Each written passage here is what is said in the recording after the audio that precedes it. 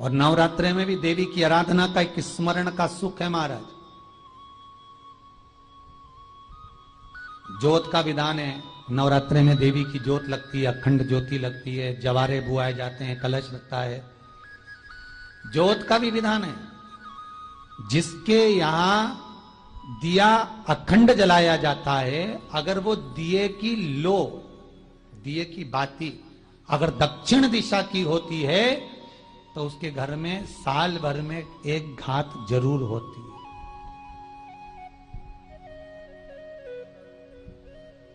जो दिया अखंड जलता है उसकी बाती का मुख दक्षिण का नहीं होना चाहिए।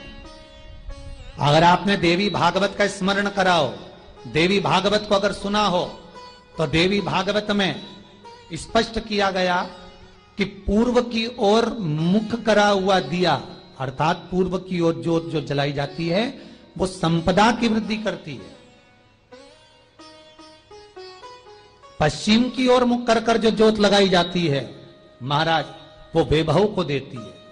और उत्तर की ओर जो मुख कर कर ज्योत जलाई जाती है, उत्तर की ओर जो ज्योत का मुख रहता है वो आयु की वृद्धि करती है, घर में अकाल मौत को रोकती है।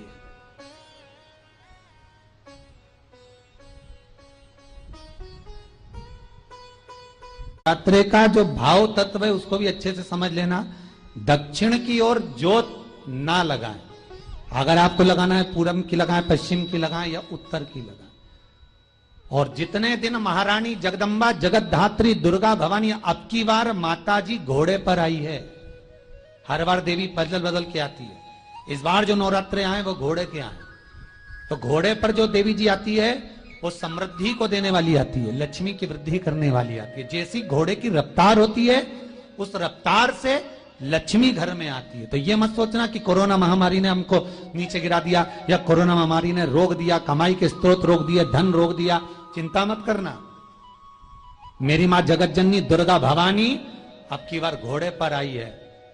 साल भर में इतना धन दे देगी कि आपने पीछे के 4 साल में नहीं कमाया होगा, इतनी मेरी मां भंडार भर देगी। ये घोड़े पर आई है, कोई साधारण नहीं हो सकता।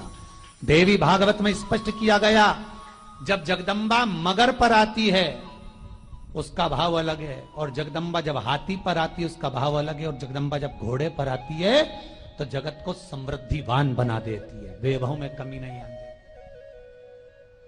अभी भले दुनिया के लोग अभी रोते हैं कि पैसा नहीं आ रहा, कोरोना महामारी ने सब तोड़ दिया, रोक दिया, पर चिंता ना करना। मेरी मां अगर घोड़े पर आई है तो उसका सुख आपको जरूर मिलेगा। एक जरासी मिट्टी की दुकान भी अगर आप खोल कर बैठेंगे तो चांदी और सोना के बराबर कमाएंगे, इतना धन देगी वो मारा। साधारण नहीं है मेरी माता।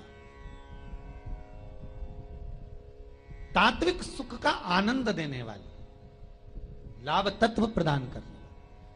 और नवरात्रे में भी अगर आपकी कोई कामना है, आपकी अगर इच्छा है, आपका मन है, तो जगत जननी की आराधना करो।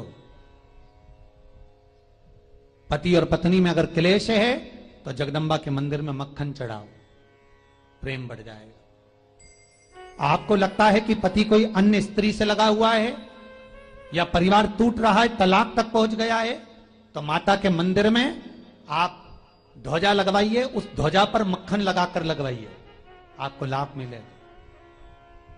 महाराज, यदि आपको लगता है कि बच्चे बहुत ज्यादा अपशब्द बोल रहे हैं, मुंह चला रहे हैं और प्रेम नहीं रख रहे, तो माता के मंदिर में लाल पुष्प, लाल चंदन और लाल चूड़ी मां को समर्पित करिए, प्रेम बढ़ेगा।